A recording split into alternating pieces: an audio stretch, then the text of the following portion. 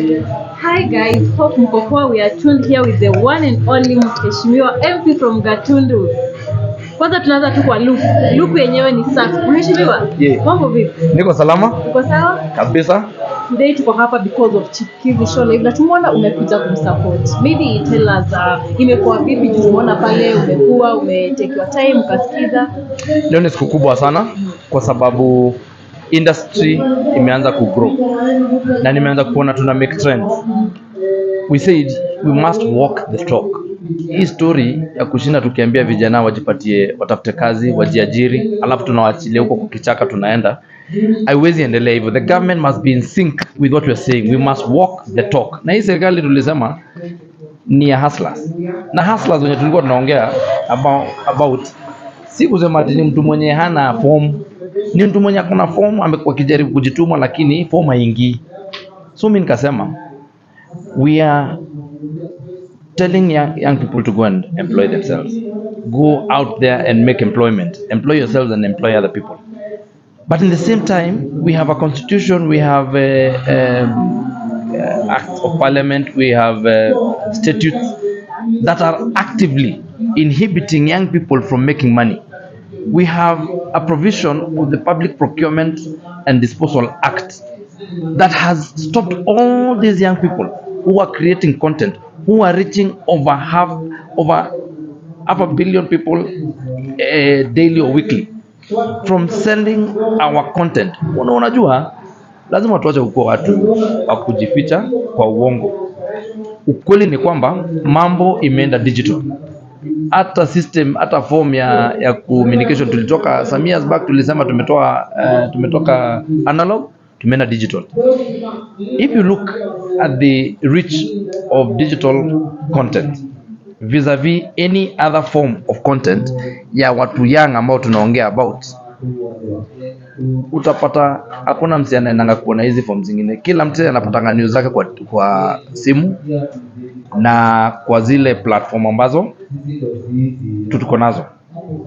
So I'm saying we must get to that platform. And by the way, this is not the end of it. We are going to KICD. We are going to Kenya Institute of Curriculum Development. We are going to make education digital. Tunakuja hizi apps zenye watu wengine wanasema zifungwe, hizi apps zinaitwa kina TikTok zenye watu wanasema zifungwe, mimi naenda kuziweka kwa KICD. Itakuwa ni lazima ukitoa curriculum, ikitoka app unaweka hapo. Because iko haja gani saa hizi unafundisha mtu kuendesha punda ati kwa sababu iko kwa curriculum na hakuna nani anaendanga na punda tena? So we must move. Siku hizi ukiangalia hata driving school, kuna wakati ulikuwa uwezi kufundishwa driving school ati automatic, lazima ujue manual. But there are people who will never drive a manual car, a stick shift. It's the same thing. Kuna mtu kwa maisha yake saa hii hata hajasoma gazeti. I doubt my daughter will ever read the paper. And I have heard people saying, oh, you know, this social media is not legitimate. How do you get to know the legitimate truth? I tell them, go, bring those amendments, bring those proposals. We shall entrench them in law. These young people must get jobs. Na hakuna story nyingine. There are no two ways about it.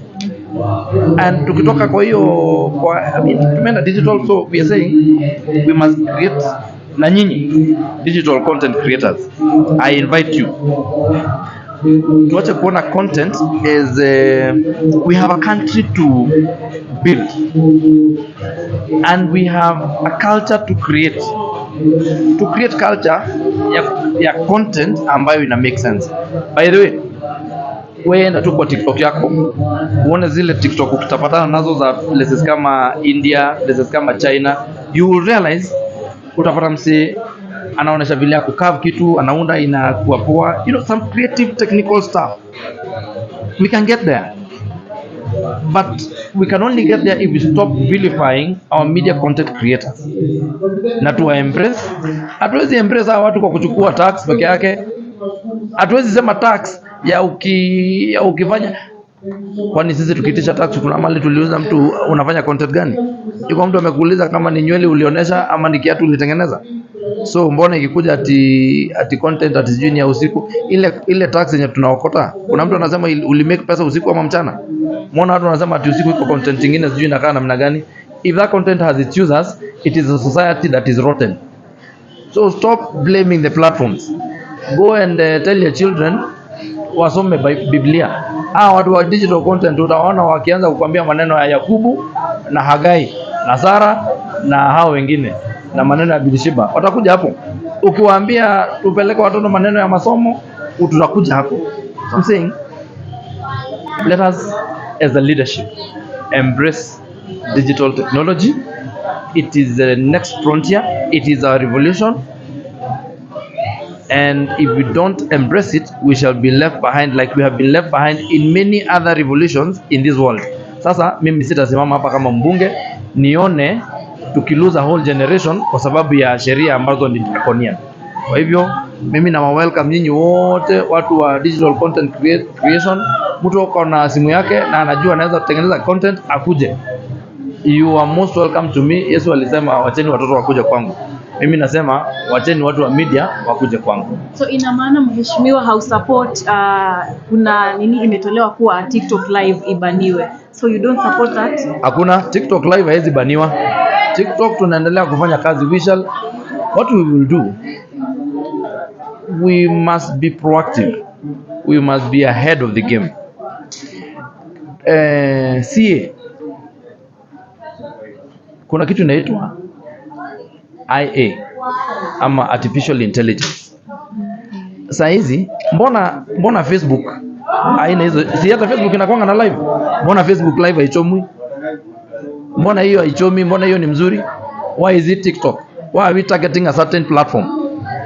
Let it be mandatory for that platform. Na mimi najua rais walikaa na ule jamaa mwenye hiyo app na wakajadiliana. So what you're going to do is just create regulation. And that is not the work of the owners of the platform. It is their duty to conform to what we have said as a country. And it is our work as legislators to make laws that must be conformed with. Once we have done that, then we allow this. Can you imagine banning a whole country from access to TikTok? Do you know how many people you'll be sending home? In a country like this that is suffering already. Do you know these are the only employers who are out of this country? We have already killed all the physical employers who are sitting in these countries. Now we want to kill even the ones who are sitting in other countries and offering employment to our youth. How myopic would we be? How short-sighted of us? We cannot do that. We must allow people to. Any other app that comes into this country is most welcome. Any other app that is able to reach people and that is interacting with people and the youth like it, and the people who and it is not just for the youth. Even my mother, who is now 80, is on TikTok. She's on Facebook. Ako WhatsApp. Sasa unataka madhe aje kuona TikTok aenda wapi? Amezeeka anakula pesa yake uzee pole pole. No. Any other app that is able to expand our digital communication space must, is and will be welcome in this country. Hiyo maneno ya banning kabisa cannot even be discussed. Hiyo story, I will be in that parliament. And I know you have heard my voice even on the day it was brought, even before it was tabled for discussion. The day the memorandum and the petition was read by the speaker, I stood and said it cannot happen. Those are the apps that we use to reach our people. And we must be agile. We must be forward moving. We must move with the people. We cannot want to sit here and want to communicate to our children and because at is sijui enzi zenu mlikuwa hamna WhatsApp. Ati sasa sisi tusiongee kwa WhatsApp. Hapana. We must be agile and we must accept the technology is here with us and it is here to last. Hakuna mahali itaenda. The only thing that can happen is that more and more apps will come. As to the legitimacy and the believability of the content that is given, it is the work of us legislators and the work of the institutions that we have tasked with that mandate, including CA and including Media Council, to make rules and regulations and subsequent legislation that will enable conformity and make sure that we are within our standards of the acceptable standards of broadcasting. That is all. All right, Mheshimiwa, you as a big supporter of talents and creatives in this country, we have Talanta Hela initiative that is under the CS Ababu Namwamba. What are your thoughts about what he has done so far to the talents of this country? You know, Talanta Hela is a huge idea. It's bigger than a lot of us think. But I have a feeling that we have done it some disservice, or the CS has done it a disservice. But I don't want to be very harsh on him, because he came to Parliament and we discussed it, and we told him that we feel that he is behind schedule, and that the speed with which the president had intended to move when he was launching it, he has not achieved. So I would urge him to move with speed, to be at par with the expectations of the public, with the expectations of the government, with the expectations of the president. Once he has done that, the president is behind us. The president is with us on this work of expanding the digital economy. That is why we are creating digital hotspots in my constituency, 15 of them, with the ministry and with the help of the president and the CS. That's why we are making all TVETs institutes and centers for economic for digital economy. Kwa hivyo hiyo maneno ya Talanta Hela kidogo imezembea, lakini sitaki kumpiga sana yule CS kwa sababu walipata kipigo pale bungeni na mliona. I want to give him time to exercise what we told him to do, alafu hapo akirudi bungeni tena tupate kwamba hajafikia yale mambo ambayo tulitarajia wakati ule, basi tutaketi na nadhani tutachukua hatua ambazo tumepatiwa kisheria, na hakuna nafasi, there is no space at all in this government for lethargy. There is no space for restlessness. There is no space for mediocrity in this government. If you're mediocre, go practice it somewhere else, not in this government. All right, Mheshimiwa, we are aware that Jalango recently has been expelled from the ODM democratic movement, yeah? So we'd like to get your comments on that, because he's supporting the sitting in government. You know, this issue of movement of party, well, it is in our constitution, but at times I ask myself,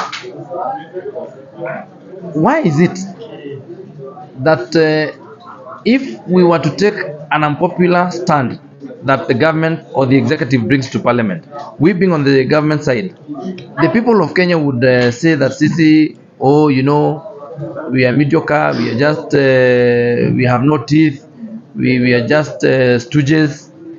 Why is it that when someone takes a stand that is against a party, why do you feel threatened?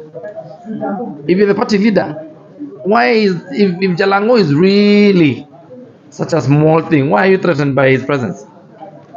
Why are you responding to a mosquito bite with a hammer? Why are you taking a mallet?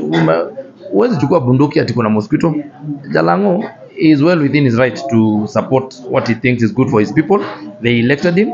They gave him the mandate to exercise his legislative and representation power, and I think he's well within. So hii chama ya ODM wawache hiyo mambo ya, although hakuna chama ya ODM, there is only Raila Odinga, na Raila Odinga has not addressed himself to that story. So Jalango is still a member of that party as far as I am concerned, until Baba talks, na Baba hajasema kitu. Ama iko namna gani? Kwani hakuna kitu inaitwa ODM, hata nyinyi mnajua. There is only Baba. Na Baba hajasema. Kwa hivyo Jalango ako sawa, ako ODM na ako imara.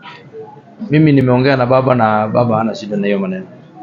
Okay, what about Esther Basaris? We've seen that she's also being asked to pay a fine of 250,000 Kenya shillings because she is supporting the finance bill that has been passed just recently. But really, let me ask, sincerely speaking, how can you punish a legislator who's been elected by the people for doing what the people elected her to do. Because you see, we did not say, as members of parliament, by the way, we exercise our legislative responsibilities individually. When I go to vote for a certain bill, I vote for it as a person. And there is nowhere that the party leader can tell me that this is the way to vote. So kwanza, hata hiyo fine sijui itakuwa kwa kipengele gani. Hakuna sheria kama hiyo kwamba ati sisi in that case then would have been tungekuwa tunaingia kwa chama tunachaguliwa, alafu tunasema majority leader na minority leader waende wafanye decisions. Why are we called individually to go and vote, 349 of us? And in parliament, by the way, in the lower house, we do not vote by delegation like they vote in the upper house. We vote as individuals. So you cannot tell me that we have a pre-agreed stand. So that thing of charging Mheshimiwa Pasaris has no basis in law. Na kwa sababu sisi ni watu wa sheria, we sit in the house of law. We are the lawmakers. We cannot be in breach of the same laws that we are making. So kama if you think that the law is not good, hao watu wenye wanamcharge waende walete sheria bungeni waseme kwamba sheria ama kura itakuwa ikipigwa kwa chama na sio kwa mbunge binafsi. Basi wakileta tufanye mabadiliko hapo kwa bunge, then it will be entrenched in law, then you can use it. We will even put a fine if they want. But for now, that is the aspirational position according to ODM. But the real position of the law is that we vote as individuals and we vote as members, individual members of parliament. And you do not have a support. I mean, kwani huyu wa Mushomba si alipiga ile upande nyingine? Kwani umesikia mahali tumemfukuza kwa chama? Kwani sasa ile chama nyingine hao ndo wanao hiyo sheria wanatoa wapi?